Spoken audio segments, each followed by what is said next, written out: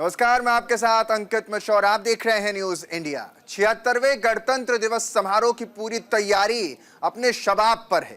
कर्तव्य पथ पर सेना के जवानों का उत्साह और जोश देखते ही बनता है। तो हर साल की तरह इस बार भी गणतंत्र दिवस समारोह को भव्य और खास बनाने के लिए तैयारियां जोरों पर हैं। फुल ड्रेस परेड रिहर्सल के दौरान कर्तव्य पथ पर भव्य झलकियां भी देखने को मिली हैं। भारतीय सेना, नौसेना और वायुसेना के जवानों ने अपने शौर्य के प्रतीक हथियारों और वाहनों के साथ इसमें भाग लिया है। तो यहाँ तीनों सेनाओं को कदम से कदम मिलाकर मार्च करते भी देखा गया है, जो हिंदुस्तान की शौर्य गाथा को बयां कर रही है। इतना ही नहीं, इस बार रिपब्लिक डे परेड की थीम स्वर्णिम भारत, विकास और विरासत रखा गया है, जो दुनिया में भारत के आत्मनिर्भरता की झलक को पेश करता नजर आएगा। ये खास रिपोर्ट हमारी देखिए।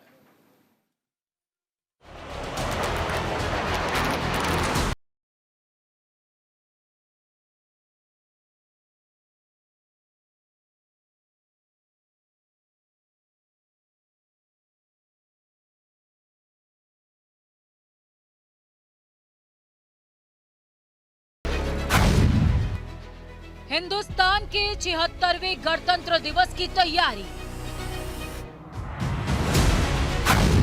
कर्तव्य पथ पर तीनों सेनाओं का दिखा दम। फौलादी इरादे के साथ सेना की गर्जना। फुल ड्रेस रिहर्सल, एक्चुअल बम वर्षा। हिंदुस्तान का दम, दुश्मन बेदा। दिल्ली के कर्तव्य पथ पर गणतंत्र दिवस परेड की फुल ड्रेस रिहर्सल में हिंदुस्तान का दम दिखा। फुल ड्रेस रिहर्सल परेड के दौरान कर्तव्य पथ पर भव्य झांकियां देखने को मिली। भारतीय सेना, नौसेना और वायुसेना के जवानों ने अपने शौर्य के प्रतीक हथियारों और वाहनों के साथ फुल ड्रेस रिहर्सल में भाग लिया। कैप्टन रविंद्र भारद्वाज के नेतृत्व में सलामी मंच की ओर से पहला बलशाली मार्चिंग दस्ता ब्रिगेड ऑफ गार्ड्स लाल रंग की वर्दी कर्तव्य पथ पर सूरज के खिलाफ चक्र, वीर अशोक चक्र, देव पद्म भूषण के अलावा कई सम्मान, जिसमें तीनों सेनाओं के जवानों ने कदम से कदम मिलाकर मार्च करते नजर आए। फ्लाइंग पास्ट आकर्षण का केंद्र।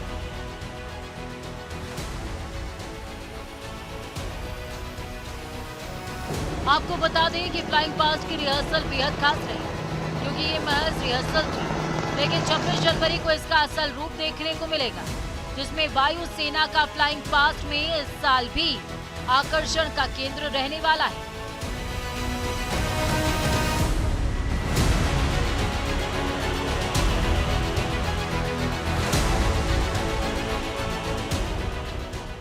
हेलीकॉप्टर और फ्लाइट प्लेन आसमान में करतब दिखाते नजर आएंगे। इतना ही नहीं, इस विशेष फुल ड्रेस रिहर्सल में क्या क्या शामिल हुआ आपको बताते हैं, क्योंकि ये परेड हिंदुस्तान की ताकत का मुजाहिरा है, जिसमें परेड का आकर्षण T-90 Bhishma tank, Nag missile system, Pinaka rocket system, इन तमाम सेनाओं ने प्रदर्शन किया। अब आपको बारी बारी से परेड में शामिल किए गए सैन्य हथियारों की ताकत के बारे में बताते हैं।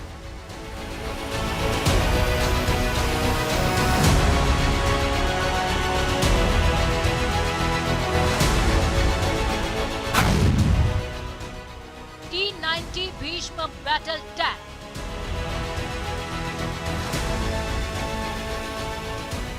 ये मुख्य युद्धक टैंक की पहली सीरीज है। इस टैंक को 1990 के दशक के मध्य में भारतीय सेना में शामिल किया गया था। इसे भारतीय सेना के इंजीनियर ने अत्याधुनिक बनाने में अद्वितीय काम किया है। इसे सोवियत रूस से हिंदुस्तान ने हासिल किया। दरअसल पहले ये T-72 टैंक के नाम से जाना जाता था, जिसे ओवरऑल करके डिजाइन किया गया। इसमें अत्याधुनिक डायनामिक प्रोटेक्शन से लैस किया गया। इसके अलावा इस टैंक में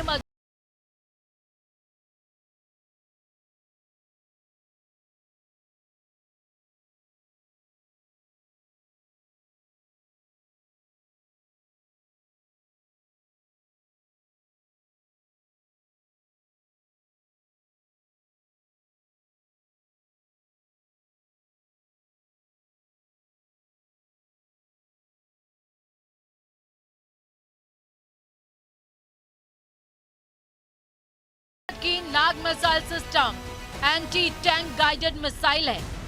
इसका परीक्षण राजस्थान के पोखरण फायरिंग रेंज में सफलतापूर्वक किया गया। ये तीसरी पीढ़ी की टैंक भेदी मिसाइल है जिसे भारत ने स्वदेशी रूप से विकसित किया। डीआरडीओ ने अथक कोशिश से अत्याधुनिक बनाया गया। ये दुश्मनों के ठिकानों पर कम दूरी पर भी सटीक निशाना साधता है। नई तकनीक की वजह से हिंदुस्तान के रक्षा क्षेत्र को मजबूत करके भारत को विश्व शक्ति बनाने में अहम भूमिका निभाया है। Pinaka rocket system. पिनाका के रॉकेट सिस्टम दुश्मन पर मौत बरसाते हैं। ये रॉकेट सिस्टम दुश्मनों पर काल की तरह बरसता है। रक्षा अनुसंधान और विकास संगठन यानी कि डीआरडीओ ने गाइडेड पिनाका रॉकेट सिस्टम का हाल ही में सफल परीक्षण किया है, जिससे ये 12-12 रॉकेट एक बार में दागता है। पिनाका मल्टीपल लॉन्च रॉकेट प्रणाली का सटीक हमला करने वाला पूरी तरह से स्वदेशी हथियार प्रणाली है। इस रॉकेट का नाम भगवान शिव के धनुष पिनाक के नाम पर रखा गया है। आपको बता दें, पिनाका 44 सेकंड्स में 12 रॉकेट लॉन्च करती है, यानी करीबन हर 4 सेकंड में एक रॉकेट छूटता है। 214 कैलिबर के इस लॉन्चर से एक के बाद एक 12 पिनाका रॉकेट दागे जाते हैं, यानी दुश्मन के ठिकानों को कब्रिस्तान में बदलने के लिए यह सबसे बेहतरीन हथियार है। रॉकेट लॉन्चर की रेंज 7 किलोमीटर के नजदीक टारगेट से लेकर 90 किलोमीटर दूर बैठे दुश्मन को नस्तेनाबूद कर सकता है।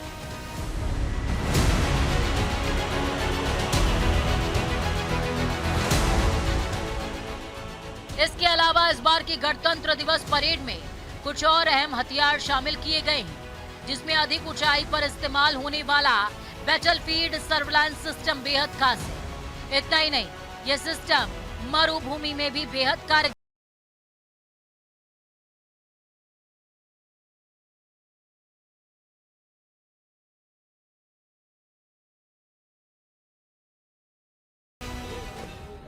This time you will have a few equipments which have been introduced.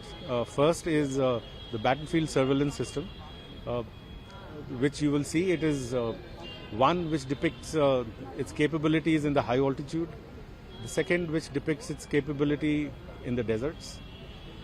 The second is the DRDO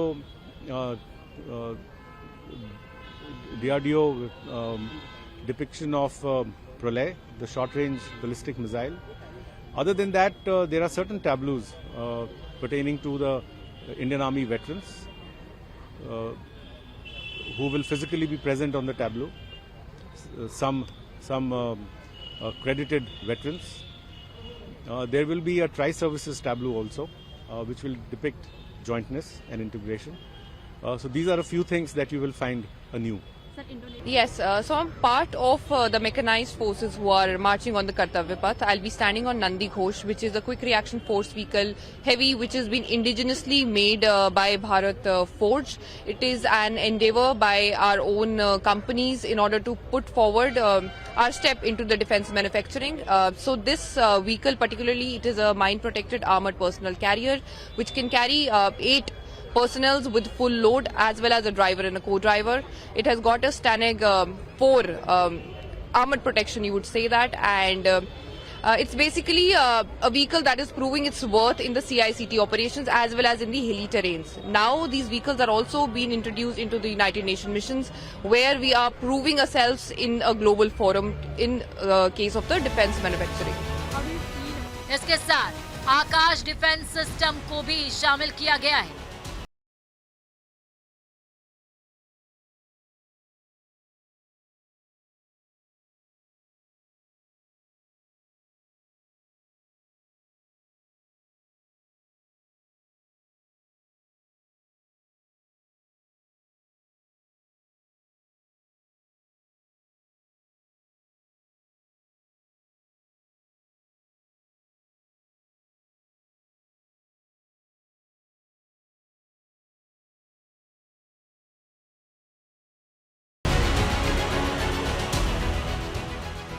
इतना ही नहीं, इस बार की परेड में आत्मनिर्भर भारत की झलक देखने को मिलेगी।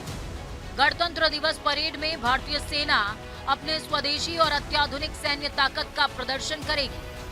परेड में सारथ tank, BrahMos mobile launcher, Chetak all terrain vehicle, Bajrang light specialist वाहन, अग्निबाण मल्टी बैरल रॉकेट लॉन्चर जैसे अत्याधुनिक हथियार और वाहन देखने को मिलेंगे, जिसका प्रदर्शन फुल ड्रेस रिहर्सल में हुआ है। इसके साथ ही शस्त्र सेना के अलग अलग टुकड़ियां भी शामिल हुई। वायुसेना के लड़ाकू जेट और विमानों ने कर्तव्य पथ पर अपने शौर्य का प्रदर्शन किया, जिसे देखकर दुश्मन के होश फाख्ता हो गए होंगे। हो भी क्यों ना, क्योंकि ये नए हिंदुस्तान की नई सेना है जो दुश्मनों को उसी की भाषा में जवाब देने का मादा रखती है। न्यूज इंडिया के लिए भानु प्रकाश की रिपोर्ट। गणतंत्र दिवस परेड में गिने चुने दिन बाकी रह गए हैं। कर्तव्य पथ पर गणतंत्र दिवस के अवसर पर विभिन्न राज्यों की झांकियां निकाली जाएंगी। तो वहीं गणतंत्र दिवस समारोह में निकलने वाली झांकियों में इस वर्ष भगवत गीता महाकुंभ 2025, नालंदा विश्वविद्यालय और संविधान के 75 वर्ष की झलक भी देखने को मिलने वाली है। कर्तव्य पथ पर 26 जनवरी को 76वें गणतंत्र दिवस की परेड होगी और इस वर्ष गणतंत्र दिवस समारोह की थीम स्वर्णिम भारत, विरासत और विकासत है। देखिए हमारी इस खास रिपोर्ट में।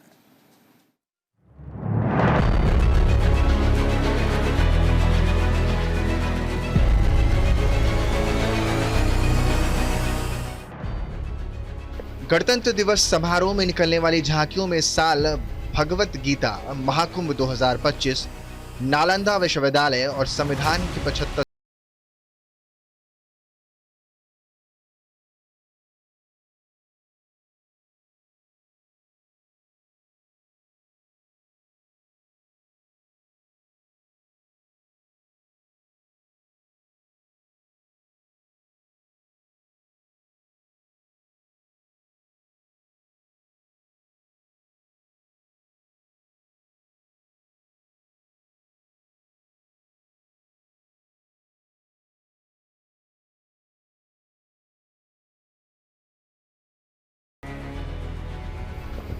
भाग लेने वाले राज्यों और केंद्र शासित प्रदेशों में गोवा, उत्तराखंड, हरियाणा, झारखंड, गुजरात, आंध्र प्रदेश, पंजाब, उत्तर प्रदेश, बिहार, मध्य प्रदेश, त्रिपुरा, तमिलनाडु, पश्चिम बंगाल, चंडीगढ़, दिल्ली, दादर नागर हवेली, दमन एवं द्वीप भी शामिल बताए जा रहे हैं। रक्षा मंत्रालय के मुताबिक गोवा की झांकी में गोवा की सांस्कृतिक विरासत को दिखाया जाएगा, तो वहीं उत्तराखंड की झांकी में उत्तराखंड की सांस्कृतिक विरासत और साहसिक खेल देखने को मिल सकते हैं। हरियाणा भगवत गीता का प्रदर्शन करेगा। झारखंड स्वर्णिम झारखंड, विरासत और प्रगति की विरासत को अपनी झांकी में दर्शाता नजर आएगा।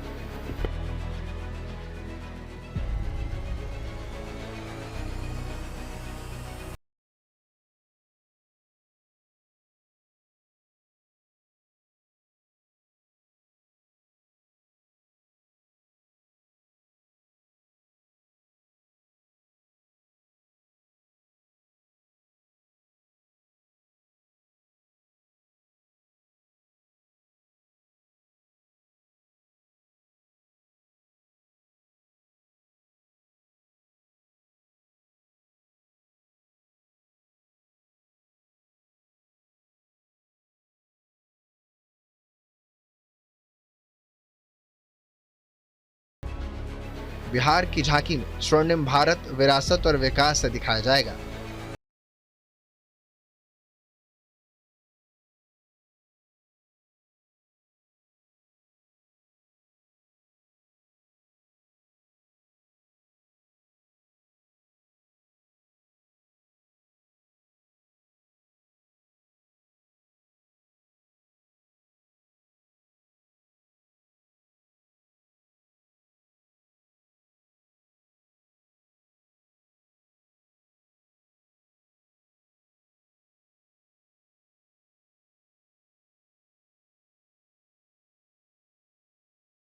भंडार और लोक प्रसार प्रकल्प बंगाल में जीवन को सशक्त बनाना और आत्मनिर्भरता को बढ़ावा देना विषय पर आधारित है। चंडीगढ़ की झांकी में चंडीगढ़ विरासत, नवाचार, स्थिरता का समाज से पूर्ण मिश्रण पर आधारित है। इस बार मंत्रालय की झांकियां। केंद्र सरकार का सामाजिक न्याय एवं अधिकारिता विभाग भारत का संविधान हमारी विरासत, विकास और पथ प्रदर्शक की आधारशिला है। इस विषय पर झांकी प्रस्तुत करता नजर आएगा। जनजातीय कार्य मंत्रालय जनजातीय गौरव साल पर महिला एवं बाल विकास मंत्रालय द्वारा व्यापक योजनाओं के अंतर्गत पोषित महिलाओं और बच्चों की बहुमुखी यात्रा पर झांकी प्रस्तुत करेगा। तो वहीं ग्रामीण विकास मंत्रालय की झांकी में लखपति दीदी को दिखाया जाएगा। पशुपालन और डेयरी विभाग की झांकी भारत की देशी गोजातीय नस्लों को सतत ग्रामीण विकास के प्रतीक के रूप में सम्मानित करता है। इस पर आधारित यहाँ झांकी नजर आएगी। तो वहीं केंद्र लोक निर्माण विभाग भी फूलों की झांकी के माध्यम से भारत के संविधान के 75 साल पूरे होने का जश्न मनाने वाली झांकी लेकर गणतंत्र दिवस समारोह में शामिल होने जा रहा है।